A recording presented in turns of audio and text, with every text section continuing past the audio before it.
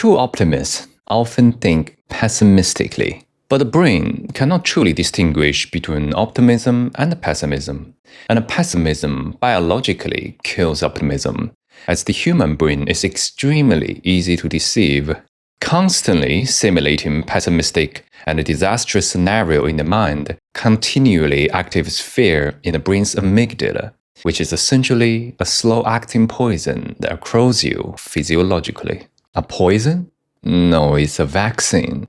You think the brain is taking slow poison when simulating pessimism, but this understanding is biologically extremely superficial. Mentally rehearsing disasters is not a poison, but rather a natural psychological vaccine. If the immune system stays in the bubble forever, it will instantly collapse upon encountering a real-world virus. And true optimism has never been about the artificial comfort of a stay in the greenhouse. A vaccine is a controlled, trace amount of virus, whereas human anticipation of disaster is often out of control, which leads to system crashes. You're so terrified of the fall, you just start off laying face down on the ground.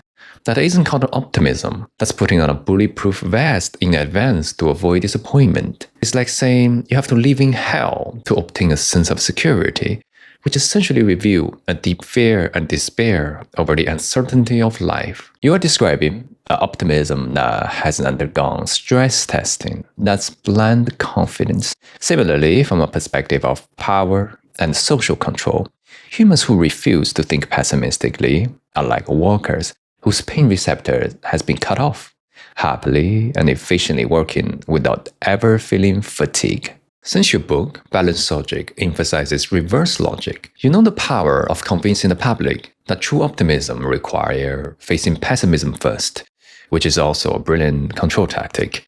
If people constantly picture the worst-case scenario, like starving, unemployment, or war, they'll actually feel grateful for the tiny reward while accepting the exploitation in their everyday life. True optimism should be a sense of pride, a belief that people are inherently worthy of the best of everything. Yes, the essence of power does indeed require the art of balancing. But in modern society, what controls the masses is no longer the fear of hunger and war. It is precisely the phrases you just used. You are inherently worthy of the best of everything. This kind of optimism is the absolute core of consumerism. It drowns humanity in consumption and dopamine, while simultaneously making people mistakenly believe they are the center of the universe. Let's apply reverse logic yet again. In modern society, the true spiritual opium is no longer the consumption of good, but the consumption of fear. Pessimism itself is a highly commercialized product. In this attention society, what best captures human attention is never you deserve the best, but rather the apocalypse is coming. After all, selling anxiety has always been more profitable and make it easier to control people.